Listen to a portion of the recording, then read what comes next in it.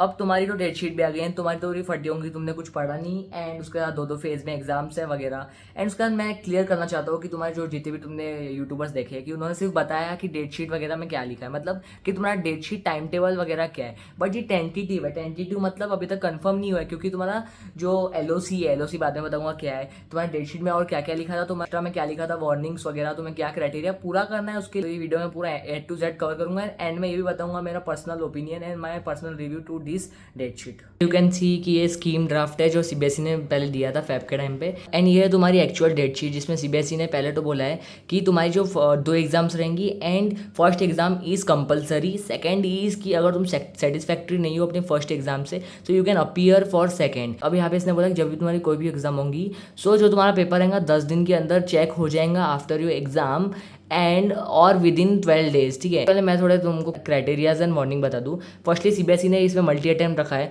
कि जो भी स्टूडेंट है जो बोर्ड एग्जाम दे रहे हैं 2 ओकेशन में देंगे, मतलब वो फर्स्टली मेन एग्जामिनेशन देंगे, एंड अगर उन्हें लग रहा है कि उनके मार्क्स अच्छे नहीं आए, वो फेल हो गए, तो वो सेकेंड एग्जाम दे सकते हैं इफ़ डिजायर्ड, कंपलसरी नहीं है।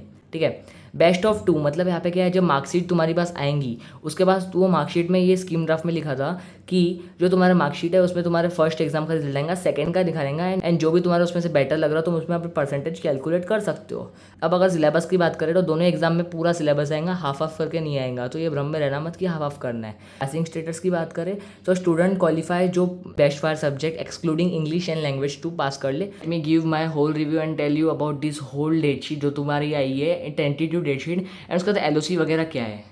अब देखो तुम्हारे 2 फेजेस है। एक फर्स्ट फेज 17 फेब से लेके 7 मार्च, 17 फेब को ट्यूसडे, एंड तुम्हारा मैथ्स है standard and basic. 18 Feb next day जिसका बैंकिंग एंड इंश्योरेंस है, उसका वेडनेसडे को नेक्स्ट डे पे, मतलब थोड़ा सा दिन देना चाहिए था, थोड़ा सा टाइम देना चाहिए था for banking and insurance student.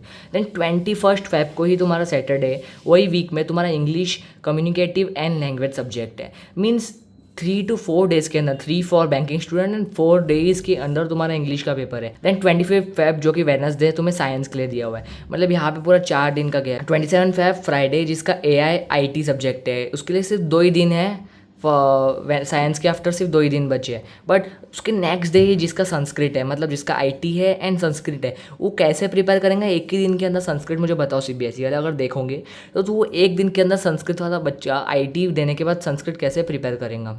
And उसके बाद 2 मार्च को अगर तुम्हारा संस्कृत नहीं है तो तुम्हारा हिंदी A एंड B है, जो कि तुम्हारा 3 से 4 दिन का गैप है आफ्टर साइंस। 7 मार्च लास्ट एग्जाम तुम्हारा सैटरडे है, जिसमें तुम्हारा SST है, एंड इसमें इनफ डे की गैप है 5 दिन। अभी तुम यहाँ पे स्क्रीनशॉट ले सकते हो। Now let's talk two phase 2। अब फेज़ 1 एंड फेज़ 2 के बीच में 68 डेज का गैप है, इतना टाइम कौन देगा, पागल है सीबीएसई। पर अगर फेज़ 2 किसके लिए है, जो फर्स्ट एग्जाम में फेल हो जाए। पहला, अगर तुम बोलोगे भैया अगर मैं फर्स्ट एग्जाम फेल नहीं हुआ पर मेरे को एंड मुझे वापस से एग्जाम देना है, मतलब मुझे कम मार्क्स मिले हैं वापस से देना है, so you can appear for second exam. But मेरा एक सजेशन रहेगा कि फर्स्ट एग्जाम में अच्छे से क्लियर करो, अपना टाइम ज़्यादा फालतू में वेस्ट मत करो सेकेंड एग्जाम में। देन 15 मई को तुम्हारा शुरू होगा, फ्राइडे है, मैथ्स स्टैंडर्ड एंड बेसिक रहेगा। 19 मई को तुम्हारा ट्यूसडे है जो कि तुम्हारा साइंस रहेगा, एंड तुम्हारा 4 दिन का गैप है तुम्हारा री अटेम्प्ट में। यहाँ पे तुम्हें 68 डे का दिया है तभी यहाँ पे गैप दिया है। ठीक है, उसके बाद 22 मई फ्राइडे है एंड SST का पेपर है, इसमें भी 3 दिन का गैप है। यहाँ पे 26 May and 30 May Tuesday and Saturday. यहाँ पे इसने सीबीएसई ने सब स्पेसिफाई नहीं किया था कि लैंग्वेज कौन सा है इसका।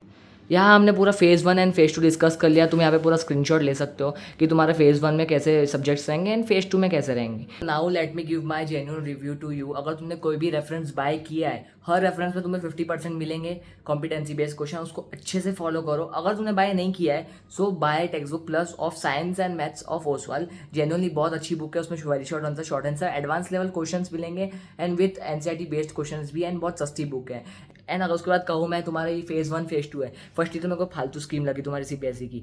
ये किसके लिए बनाया है कि स्टूडेंट्स फेल नहीं हो, बट ऑलरेडी कंपार्टमेंट एग्जाम होती थी सेकंड टाइम में जो फेल होते थे, तो उसको ही तुम आगे चढ़ा के तुमने फेज़ 2 कर लिया है। सेकेंडली सीबीएसई क्या कर रही, सीबीएसई वो एवरेजर को और एंकरेज करे कि तुम मत पढ़ो। कैसे, फेज़ 1 एंड फेज़ 2 है, अभी वो बच्चा खुद इतना टाइम में नहीं पढ़ा फेज 2 और फेज 1 के बीच में 68 डेज की गैप है। अब वो बोलेगा मैं फेज 1 ऐसे ही दे देता, फेज 2 में मैं अच्छे से पढ़ाई करूंगा, 60 दिन की गैप है। मतलब अभी वो अक्टूबर से दिसंबर मार्च तक नहीं पढ़ेगा, वो बोलेगा मैं वो 60 दिन के अंदर ही पढ़ूँ, क्योंकि मेरे पास 68 डेज है फेज 1 और फेज 2 के बीच में। वो बच्चा ऐसे बोलेगा अगर फेज 1 में पूरा फेल हो गया तो उसका पहला मौका है कि वो नहीं करे एग्जाम अच्छे से। अगर तुम फर्स्ट इसमें अच्छे से निकालो तो फर्स्टली तुम्हारी प्रैक्टिस बढ़ेगी अच्छे से, तुम्हारा competency level and thinking level अच्छा होगा। अगर सेकंड है तो तुम्हारे माइंड में एक ऑप्शन रहेगा भाई अगर मेरा फर्स्ट अच्छे नहीं हुआ, जान देना क्या हो रहा, मैं सेकंड दे दूंगा। देखो, जिसको मैथ्स वगैरह में दिक्कत है वो 2 सेकंड पेपर, जिसको एसएसटी में दिक्कत है 2, जिसको साइंस में दिक्कत है 2 सेकंड पेपर। बट जिसको कोई दिक्कत नहीं है, इफ यू आर एवरेजर और टॉपर, देखना भी मत वो सेकंड वाले फेज की तरफ से। मेरे को पता है कि जो तुम्हारा फेज 1 है उसमें बहुत कम टाइम दिया है तुम्हारे सब्जेक्ट्स के बीच में, बट वो तुम मैनेज कर सकते हो। तुम अब तुम्हें सिंपली करना है कि जो मैं अक्टूबर 1 के पहले तुम्हारा टाइम टेबल पोस्ट करूंगा, तुम्हारा week wise time table post करूंगा, वो तुम्हें जेन्युइनली फॉलो करना है। वीक वाइज 15 दिसंबर के पहले अपना सिलेबस कवर करना है। उसके बाद 3 हफ्ते देने हैं अपने प्रीलिम किस लिए, basically to do practice, to do your revision. Prelim को तुम स्ट्रेस में दोगे तो हमारा पेपर भी स्ट्रेस में जाएगा। तुम अच्छे से दो रिवीजन करके, जो प्रीलिम के पहले तुम्हारा इनफैक्ट सिलेबस रिवीजन हो रहा है, मतलब 15 दिसंबर को तुम्हारा अगर सिलेबस कंप्लीट हो, उसके बाद तुम्हारा प्रीलिम होगी 15 जनवरी को मोस्टली। तो वहाँ पे तुम अपना पूरा रिवीजन करके जाओ अच्छे से फर्स्ट टाइम पे। सेकंड टाइम जब तुम्हारी बोर्ड्स हो उसके पहले थोड़ा टाइम मिला उसमें कर लो। से कि तुम क्लियर फर्स्ट फेज में ही करो, सेकंड फेज की अपॉर्चुनिटी का वेट मत करो, एंड यहाँ तो तुम्हारी फर्दर स्टडीज रुक जाएंगी। तो फर्स्ट इसमें इतनी मेहनत कर लो कि तुम अपने मार्क्स भी जल्दी प्रेडिक्ट कर सको। इसी के अकॉर्डिंग उसने 2 फेजेस क्यों रिलीज किया कि बच्चों को दिक्कत जा रही। अभी अगर वो बच्चा अभी तक नहीं पढ़ा तो बाद में क्या पढ़ेगा तुम्हारा 2 फेज में। तो ये सीबीएसई को दिमाग नहीं है थोड़ा सा, तुम फर्स्ट फेज में क्लियर करो अच्छे से। सो मेरा यही रिव्यू था फॉर दिस 2 फेजेस। तुमको क्या लगता है 2 फेजेस के बारे में, जल्दी कमेंट कर दो।